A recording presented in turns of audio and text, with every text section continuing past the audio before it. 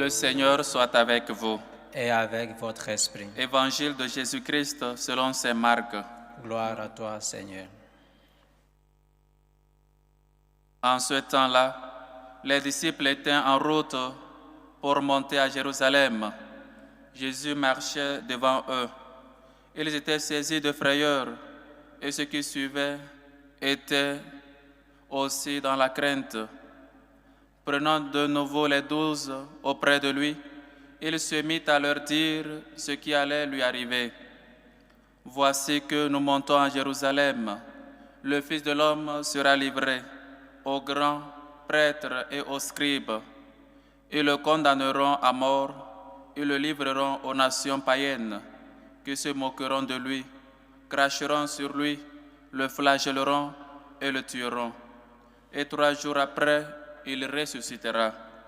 Alors Jacques et Jean, les fils de Zébédée, s'approchèrent de Jésus et lui disent : « Maître, ce que nous allons te demander, nous voudrions que tu le fasses pour nous. » Il leur dit : « Que voulez-vous que je fasse pour vous ?» Ils lui répondirent : « Donne-nous de siéger, l'un à ta droite et l'autre à ta gauche, dans ta gloire. » Jésus leur dit : « Vous ne savez pas ce que vous demandez. Pouvez-vous boire la coupe que je vais boire, être baptisé du baptême dans lequel je vais être plongé ?» Ils lui dirent : « Nous le pouvons. » Jésus leur dit : « La coupe que je vais boire, vous la boirez, et vous serez baptisés du baptême dans lequel je vais être plongé. Quant à siéger à ma droite ou à ma gauche, ce n'est pas à moi de l'accorder. Il y a ceux pour qui cela est préparé. » Les 10 autres qui avaient entendu se mirent à s'indigner contre Jacques et Jean. Jésus les appela et leur dit : « Vous le savez, ceux que l'on regarde comme chefs des nations les commandent en maître. Les grands leur font saisir leur pouvoir. Parmi vous, il ne doit pas en être ainsi. Celui qui veut devenir grand parmi vous sera votre serviteur. Celui qui veut être parmi vous le premier sera l'esclave de tous. Car le Fils de l'homme n'est pas venu pour être servi, mais pour servir et donner sa vie en rançon pour la multitude. » Acclamons la parole de Dieu. Louange à toi, Seigneur Jésus.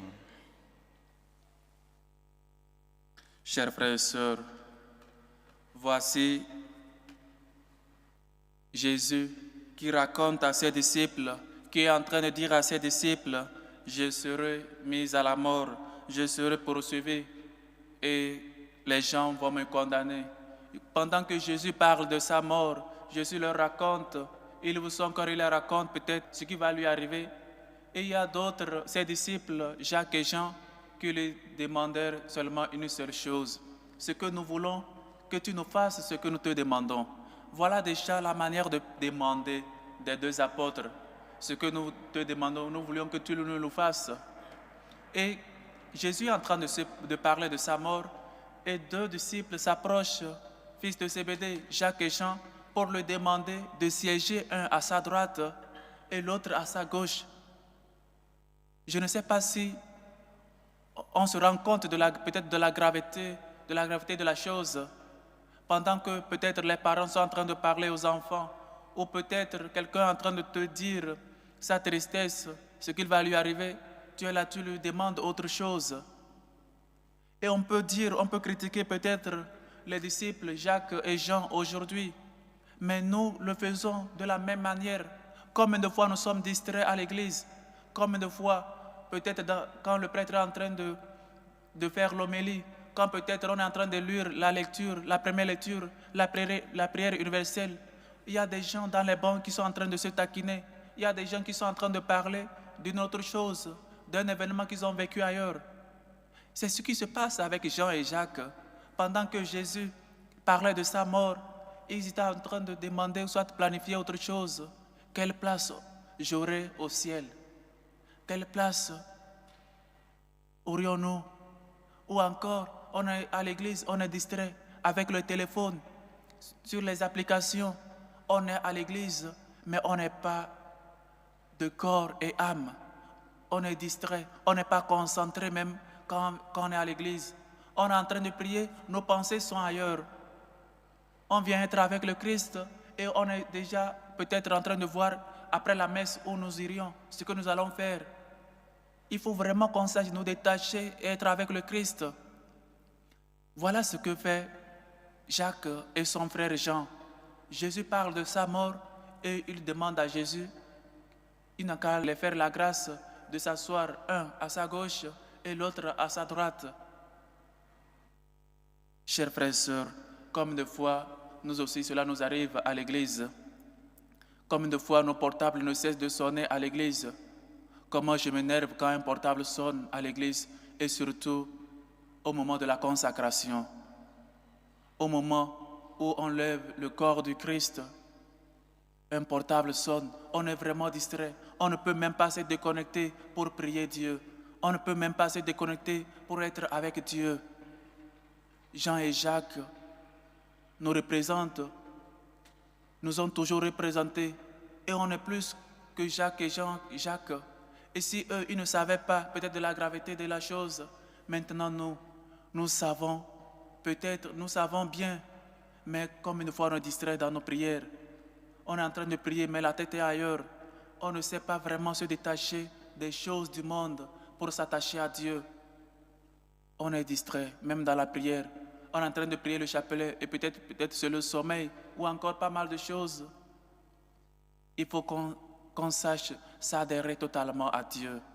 Et donc Jésus, les autres disciples se fâchaient et dit, comment donc ces deux-là peuvent demander cela à Jésus si nous sommes 12? Jésus les appela.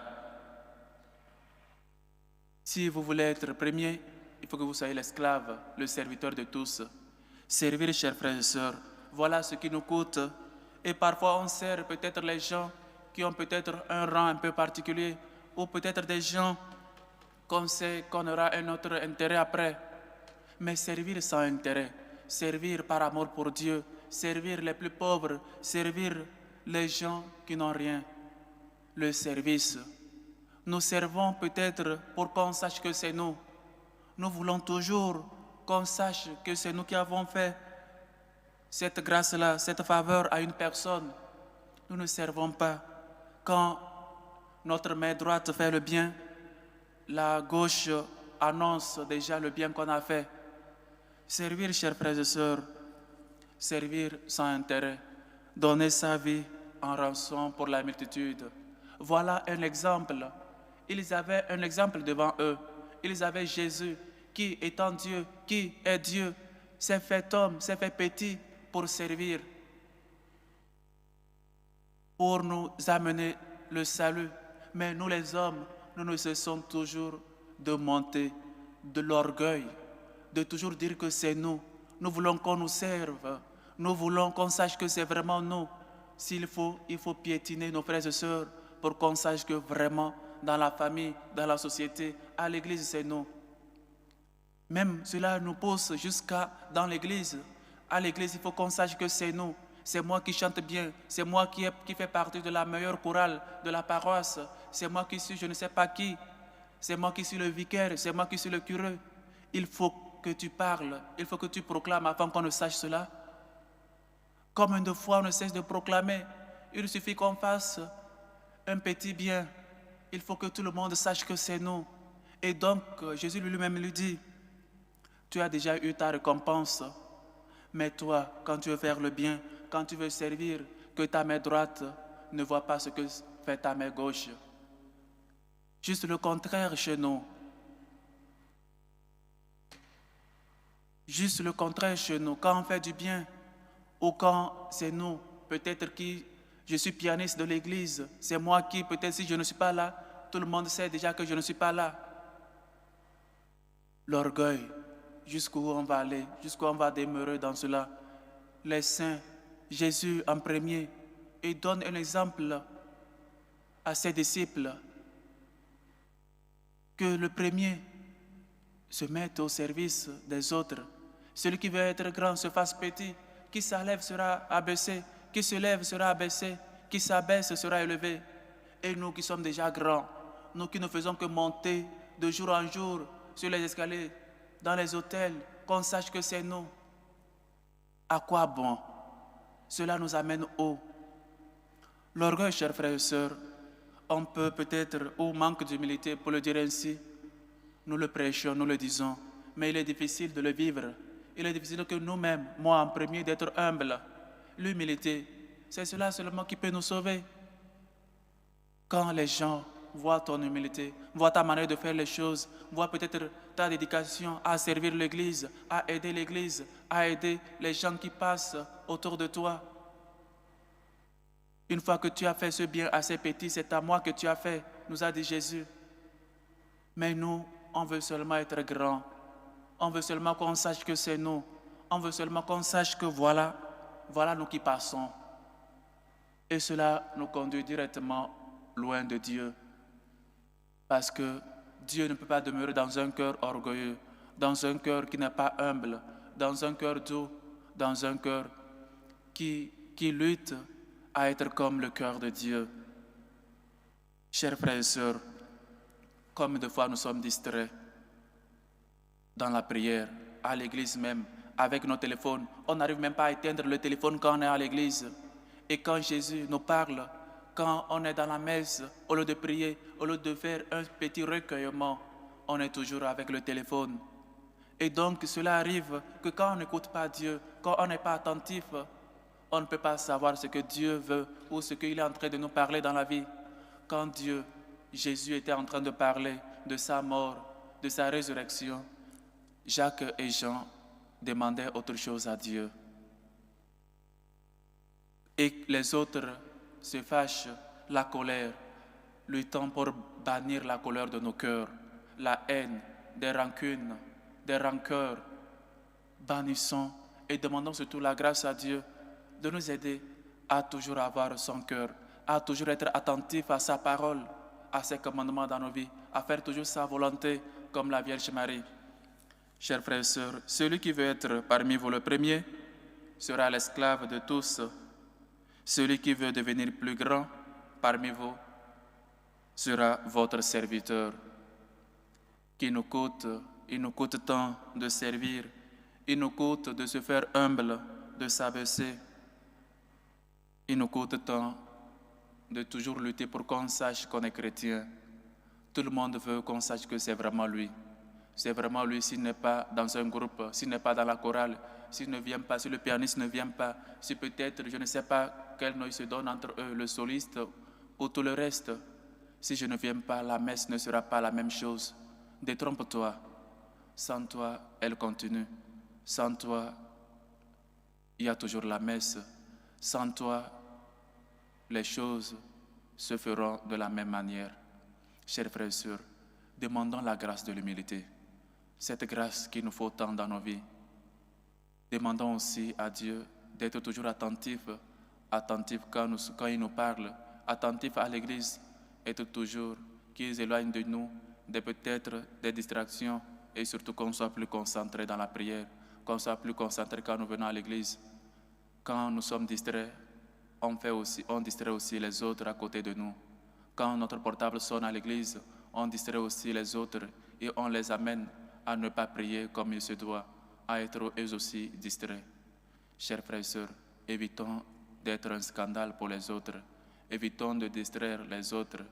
Soyons des gens qui sont attentifs à la parole de Dieu, des gens qui se fassent humbles et qui servent sans attendre rien en retour, sans proclamer le bien qu'ils ont fait ou qu'ils feront, et toujours des gens qui savent qui ne sont que collaborateurs de Dieu.